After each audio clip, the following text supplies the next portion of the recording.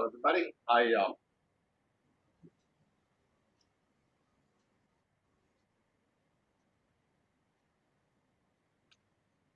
recording of Tuesday night's class did not work out. I'm not quite sure what happened, but we didn't get the video. So I thought that it was important enough to go over the American Karate System again, so that we have it on video and as a reference in case somebody wanted to look it up. So we're seeing on the screen the American Karate System as taught by the Greensboro Karate Institute. And this is a list of prearranged forms, katas in Japanese, hyungs in Taekwondo. And our forms are split into three different groups: attack forms, solid forms, and quick forms. So most of you know the basic three: attack form 1, solid stance 1, and quick form. So let me go over the idea of why they're split into three groups first. So attack forms are predominantly hard driving, forward moving forms, and the sets and the breathing content and technique reflects that. So attack form 1, and then the list of the forms: attack form 2 is Wan Su, attack form 3 Sayuchi, attack form 4 is an eclectic kicking form put together from the kicks from Taekwondo. And that form has combination kicks. So you're kicking one leg and then the other, for example, right leg, then left leg, then right leg, left leg. Attack form 5 is also an eclectic form using kicking techniques, but it has series kicks. Series kicks are you kick once with your left, again with your left, and again with your left. So series kicks like that. Going back over Wan Su. Wan Su is from Ishinru Karate. My instructors were Harry Aikman and Ungi Uezu. And Wan Su means dragon boy dumping form. That's not what Wan Su translates into, but that's sort of like the theme nickname for. Tatsu Shimabuku, the founder of Ishinru Karate, was called Dragon Man, so that has something to do with that title. Sayuchin is storm within the calm. So all these forms are attack in nature, but there are defensive moves. All the forms start with a block, but predominantly they're forward charging moves. That's the simplest way to say it. All right, the solid stance forms are predominantly defensive or holding your ground. Solid stance 1 is a derivative of Takyoko knee. Takyoko are the basic three forms of Shotokan. My instructor, Mr. Wellendorf, modified solid stance 1 from doing front stance upper block, very similar to attack form 1, instead of doing a downward block, doing an upper block, into the back stance, forward stance shift that we've worked on some in the online classes. So instead of stepping into a front stance and upper blocking, it's a defensive step backwards into a back stance and upper blocking, and then shifting into the front stance. It's a major contribution, a big change in that kata. And kata is very practical for working on power, which we worked on in some of the virtual classes, and also reverse punch coming off of your back leg. Okay, the rest of the solid form, Sanjitato, is a Chinese Kempo form. We learned this form at a camp out, and I didn't know the instructor's name. It sort of came in mysteriously. He taught us Aido forms, which are sword forms, and Sanjitato, and his wife took us through Tai Chi. And then they disappeared just as mysteriously as they got there, so I never knew what that was. All right. Solid stance 3 is San Shin. San Shin is 3 conflicts, and the 3 conflicts are mind, body, and spirit. And it sounds like it's a fight of those, but actually the idea is to unify the 3. We do this in all karate forms, all taekwondo forms, but San Shin is a particular form of dynamic tension where you're working on the concentration and perfection of form and dynamic tension at the same time. All right, solid stance 4 is Naihanchi, one of the straight line forms that we worked on in the virtual classes. Naihanchi is an Ishin form, and from the lineage of Barry Aikman and Hungi Laser as well. And solid stance 5 is Seisan. I didn't go back over that. Naihanchi means internal divided conflict, and Seisan is 13 hands. That leaves us to quick forms. Quick forms are rapid forms, quick changes of movement, changes of direction, or rapid fire sets. So the first one is Takyoko-san, which is what we call quick form 1. One of the differences between attack form 1 and quick form 1 is how rapidly we go into the punch.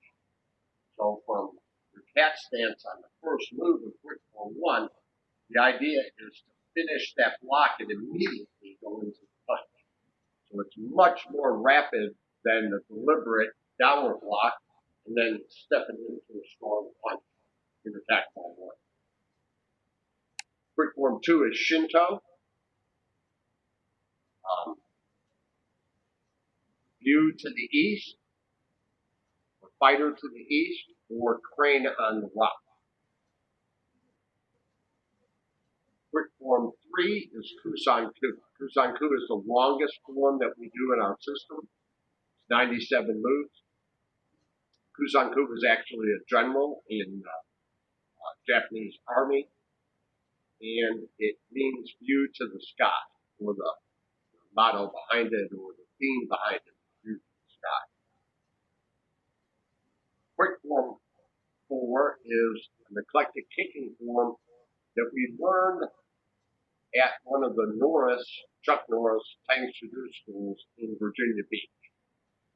Chuck Norris wasn't there, but one of his instructors taught us a drill that we memorized from the class, and that's what we do as quick form 4. So quick form 4 has rapid change of directions and basically all the kicks: front kicks, round kicks, side kicks, spin and back kicks, and jump, spinning, inside crescent kick, which we call an iron butterfly. Quick form 5 is sparring. Sparring is a taekwondo form. Again, there's some quick combinations in there. Not so much quick change of directions like in Shinto, but quick combination movements. And so that's the 15 katas of the American karate system. In addition to that, the basic form is what the brand new students learn, Chunji. Chunji is also a taekwondo form. And by the way, all these taekwondo forms are from the International Taekwondo Federation. I'm not going to get long on the history of taekwondo, but it preceded the World Taekwondo Federation. And the forms are put together in unison with the 7 different clans or schools of taekwondo that form together to form the International Taekwondo Federation.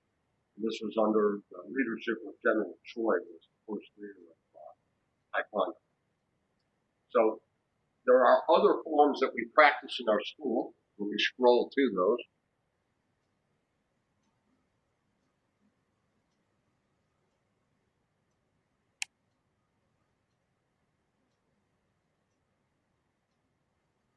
all right, starting here, Tosan. Some of these taekwondo forms are named after people in the history of Taekwondo. That's the case with Tosan and several of these other forms. So Tosan is intermediate Taekwondo form. Yogup, Basai, penetrate a fortress. We learned this form from an instructor in Wali, Jamal Bakar, from Shotokan. He had taught us Empi kata as well, which means flying swallow. Gunku Dai is another version of Kusan Ku. This one is from Shido Ryu, and a friend of mine, Kevin Grudanis, taught us this form. Huan is a Taekwondo form.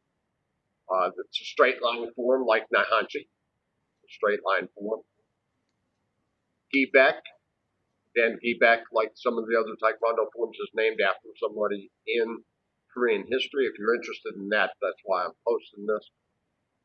Safa means smash and tear. That's from Goju-Ryu Karate. Koryo is another Taekwondo form. Gojo Shiho Ni, 54 steps, is from Okinawan Kempo. We learned this form at a clinic from Sensei Odo and Sensei Flores, one of his #1 students. And we also learned several Bo forms, Tumpa form, and a Sai form from the same two instructors. Bo 1 is an Ishin-Ryu form that I learned from Mr. Wellendorf and Ungi Awezi. All right, the bottom part of this Word document has some historic, interesting tidbits from the different instructors. Okay, so again, the other night when we had class, I went over this in class, but we weren't able to save the recording for some reason or another. The other thing we went over was some of the different sparring combinations. So I'm going to take a few minutes and do that. The first one was an overhead grab, back fist punch. I'm going to do this 2 ways. In the fighting position here, an overhead grab, like I'm going after somebody. Of course, with equipment on, it would look like I'm punching towards the head. And I'm going to push the hand down, back fist with the other hand, and then close. I mentioned during class that the footwork on this is like from Sayuchi. So I bring my back foot up as I do the grab, and I back fist, and then close. So I'm moving forward aggressively as I do that combination. On this part of it, when you make contact with the person's arm, I mentioned in class, people will fight back instead of going away from that. You can pin their arm against the body. So you push their arm against the body and then back fist over the top. In competition, you're not allowed to grab and manipulate the person to move them around, but you can push into them or push their arm down. So again, overhead grab, back fist, punch. I do it this way as well. Coming at you, coming in, overhead grab, back fist, punch. One more time. Okay. The other technique that we worked on a few days ago in class was up and cover. So up and cover is if you have somebody aggressively charging and you don't have time to back off of them. You lift your knee up to block and then ridge hand in from around the side. So as the person comes in, you give with them by going onto your back leg, lift your leg up to block, and then ridge hand at the same time.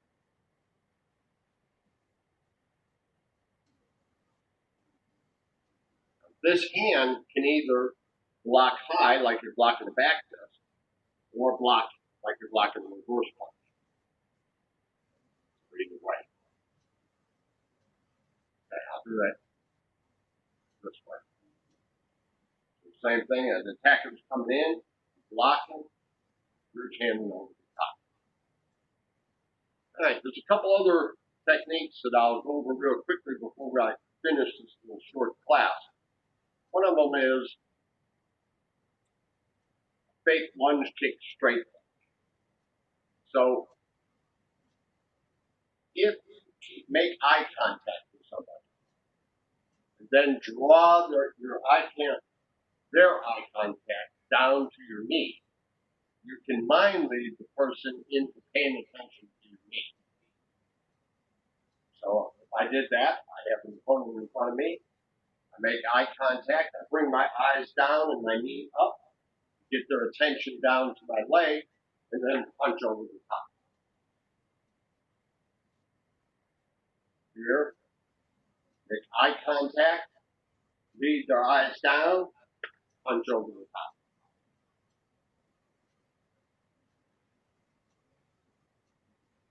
Okay, and the very last one, we worked on this as well. So what I'm going to do is lateral move and reverse punch. So I'm in a straight line with the camera. I'm going to move to the side and punch. This is hard to do, so you want to practice this when you're doing 1/3 speed sparring to be comfortable about moving over to the side. What you have to do is wait to the last second until the person has committed themselves to coming towards you. And as they commit themselves, you step to the side and punch. Easier said than done. That's very difficult. It's hard to break that line, so you have to practice that over and over and over again. It's smart to go towards the rear rather than directly to the side.